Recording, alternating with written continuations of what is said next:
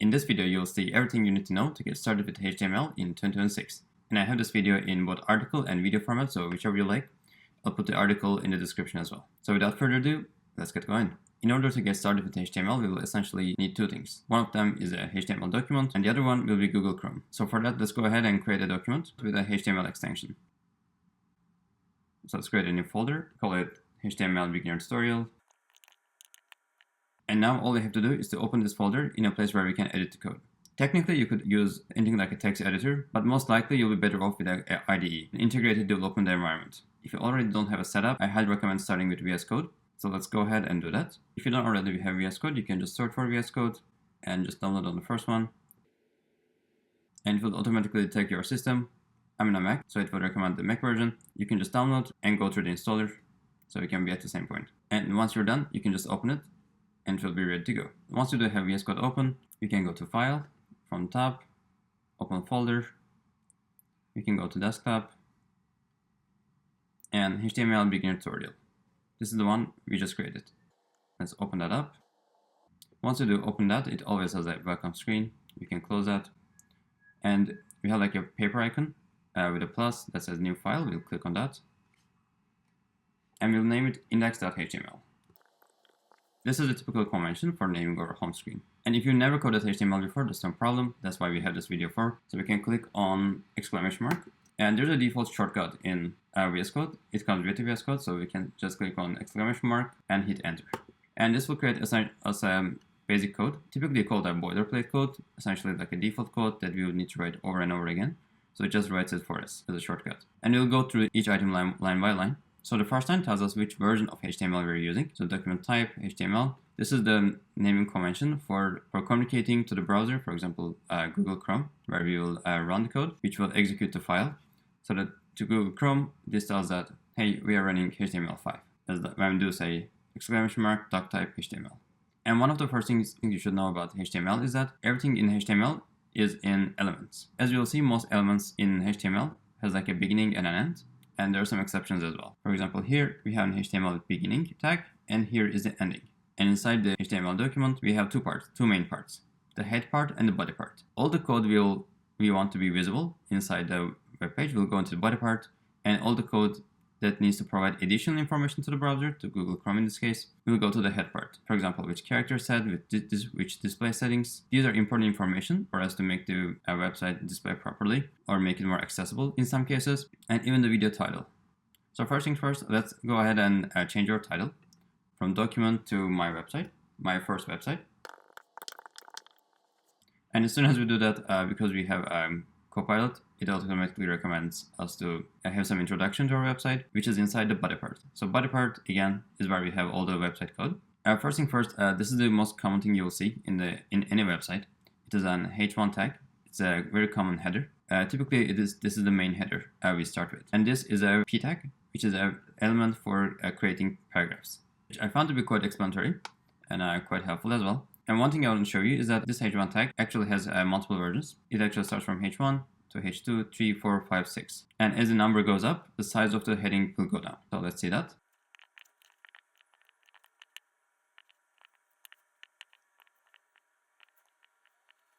So now that we wrote some code, let's go ahead and execute it so that we can actually see the results of the web page. So first thing first, I will save it. And one thing we actually need to do before executing is that I want to make sure that you do have the right extensions. So you'll go to extensions, and there are two important extensions that we should download. One of them is a live server.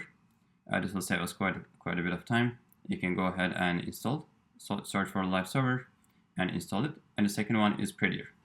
Prettier is also will save us quite a bit of time, since it automatically makes your code prettier when you save it. Saves and formats your code in a nice way. So now that we have some items in the file, let's go ahead and open it in Google Chrome. You could be using any browser. It's just that I highly recommend starting with Google Chrome, and mostly because it is super common. It's very optimized for web development. Let's go ahead and click on right click and say open with Google Chrome. All right, perfect. Now we do have the website open. So this is the first important step. So we have the file, we are editing the file, and we see the results. So everything from this point onward will essentially just make updates and see the changes, updates and see the changes. So it's important to get into the first loop of improvement. So we have the first title, the most common title, as H1, and H2, 3, 4, 5, 6, going down. You probably won't use the last parts. Most likely H1 and H2 are like super common, but anything below that, we typically use like a paragraph element. And even if you like to have a different size, that's not how we adjust it, but we'll use CSS for that, which you'll learn in the next video.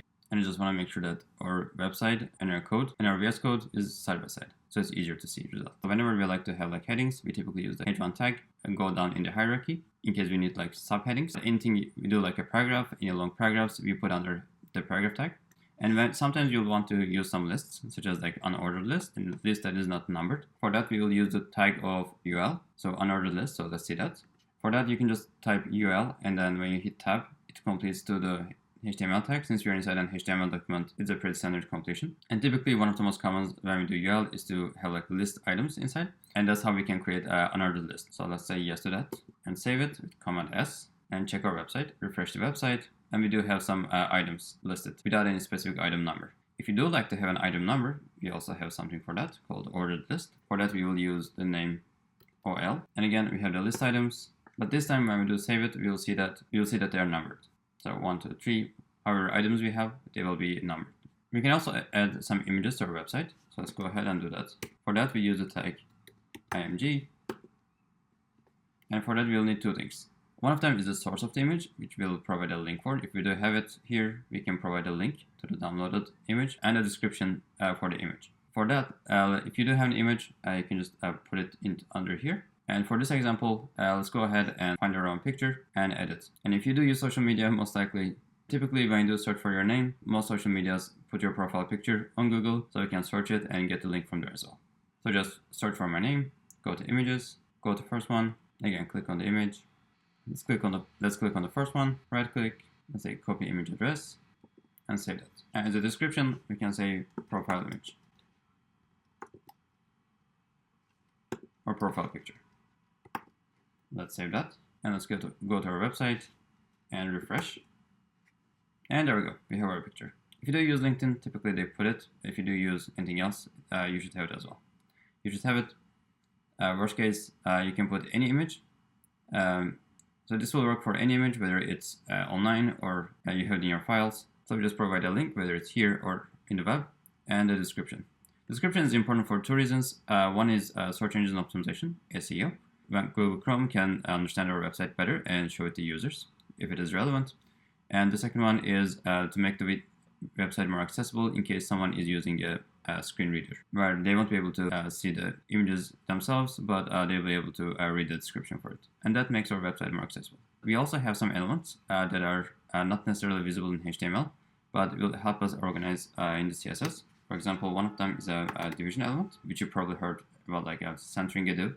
So in this case, we just type div, completed, and we can cover any element inside a div. It's a general element to wrap things into. You can save it, and we'll have our image inside a div. Sometimes you'll want to group items, such as the image, title, and other things. But for now, as you'll see, it won't make any direct change. But will be important in the future. And another thing you should notice about image tag is that it doesn't have a beginning and an end. It just has a beginning. So normally when we do create tags, for example, the body tag, we just type body inside a smaller and a bigger sign. And when we do want to close it, it has a forward backslash inside the name of the element. And same thing is true for div, ordered list, lists, and headings as well. So like most items has a beginning and an end. So right before H1, there's nothing, and in the end, there's a forward slash before the H1. So that's how we create opening and closing tags. But for some items, for example, the meta tag that gives Google Chrome more information, this is what is called self-closing tag. For example, we don't have a separate closing tag, but as a self-closing tag, we have the forward backslash at the end. Same thing here. Image, we have the image name. We don't have a separate tag, but we have the forward slash here, unlike a normal opening tag. And so either way, whenever we have an element, we'll have a closing forward slash. You'll use a forward slash to close the tag.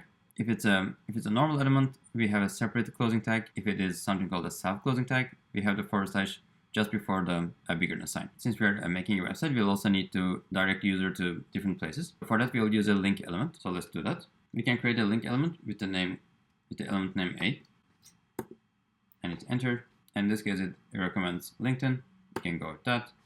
Let's add another one, such as GitHub profile. We certainly don't have Twitter. We have X, not Twitter. So we can put YouTube here as well. So So let's put YouTube here. So whichever accounts you have, feel free to add your social media accounts here. So we do have some options. We can save it, and we can use Command R to refresh the website, and it will have links to our websites. And if we click on them, and you realize that that's not my link, but we have an at, I believe. Yeah, now it works. So just make sure that you have the right link, so your user doesn't see a 404, but actually goes to the actual website. And make sure, and if you realize that we opened in the same place, so we can just click backwards, whatever you opened, and go back from there as well. So now that we noticed that it's not the right link, let's update the link to be correct. We have the @ sign here, save it, and now it should be correct. Refresh, click, perfect, we just resolved it. And let's go back. So when designing a website, there are essentially two main items. One of them is to have the right items on the website with HTML, which provides the main structure. There's also an important part of providing the correct information to Google Chrome as well. So easier we make Google Chrome's job, it will be more likely to show our website in case you have something that's SEO intensive. If search engine optimization is something important to you, like you want your profile to be found in the web, for example, if you like to Google to recommend your website when someone is searching something to sell your product or recommendation or articles, we do have some best practices to make sure that Google understands our website easily and can recommend our website more confidently. Right now we have some organization, but not too much. Typically what we have is the main organization we have would be to have a header at the top part, have a footer, and at least have a main part to have some organization. And that will be called semantics of HTML. So we do have some meaning. So we do provide some meaning to the elements we are posting. So let's go ahead and update that. For that, we'll have a header tag at the top. Typically, this is the part that doesn't change. For example, like Facebook having the blue top at each of our websites, so it gives you a more coherent feeling. So if you do save it right now, we won't see much change as just HTML. So I'll just put a tiny bit of CSS so that we can see some changes as the header part. So I'll add a background color. It recommended light blue, which makes sense. And this is essentially how we would have a header. Do not worry about the CSS part yet. We will see that in the next tutorial. But essentially, we are adding a background color of light blue. We are aligning the text. We are aligning the text to the center, and we are giving some padding, which you don't need to worry about the padding part yet. But we're essentially give the background color of light blue, and just centering the HTML element. But again, that's coming up in the next tutorial. So let's focus on the HTML first. After the header, we can have our pretty much rest of the things at the main part, and we'll also have a footer.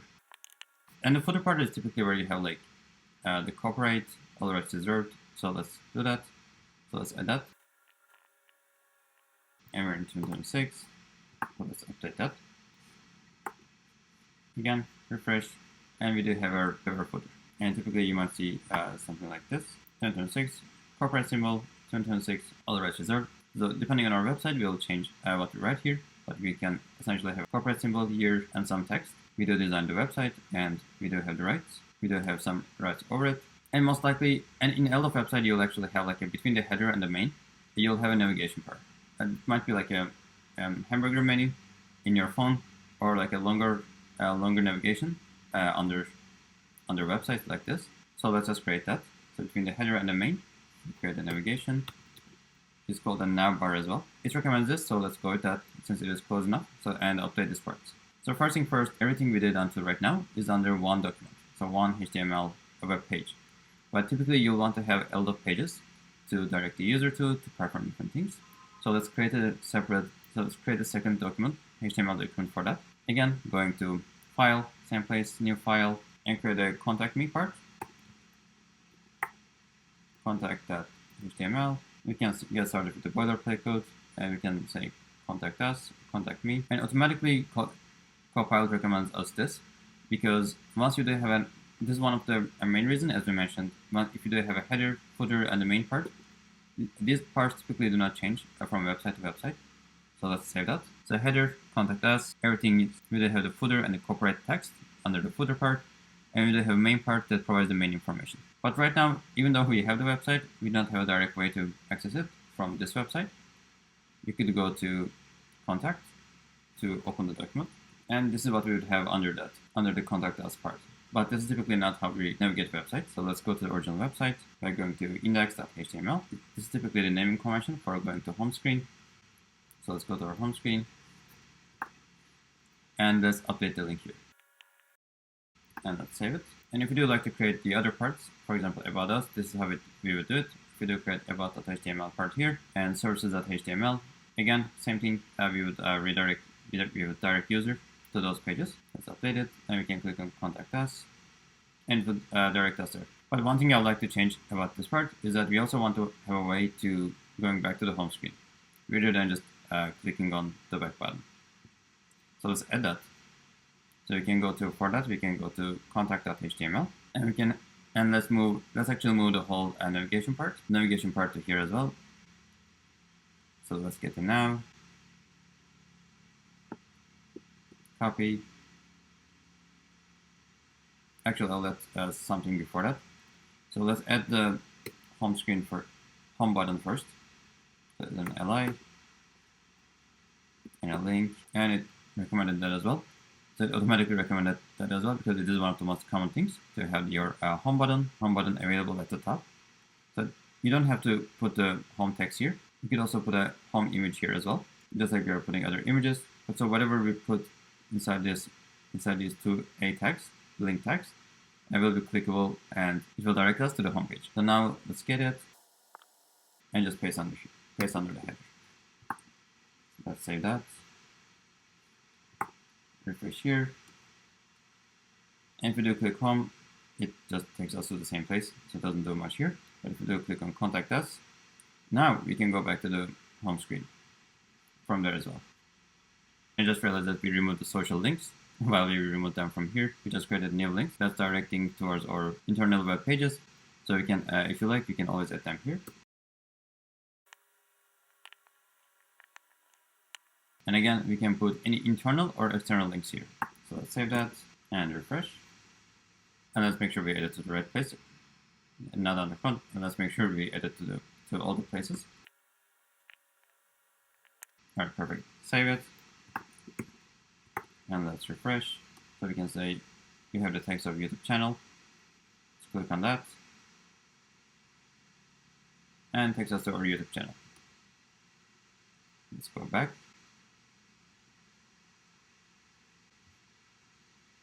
And as we previously mentioned, it doesn't have to, for these items, it could be, we mostly put a text, and it is the most common one. But if you like to have, but sometimes you want to have like different things like images or even emojis. So let's click the home text and put a home emoji instead. All right, let's save that. Refresh, and now we do have a home emoji here. If we do click on it, well, it takes us to home. Takes us to the current page, home page, which is the current page. So maybe let's change it here. So we do have a change. We do see the effect.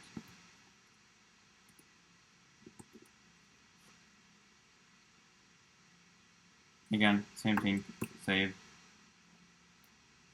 Let's again refresh, go to contact us, and then we have the home icon here as well. And when we click on it, it takes us to the home page. In this video, we covered some of the most important things to get you started with HTML, and in the next two videos, we'll talk about CSS and JavaScript. So HTML provides us with the content and the structure. We'll use CSS to style our website so it doesn't look like an old website from the 90s.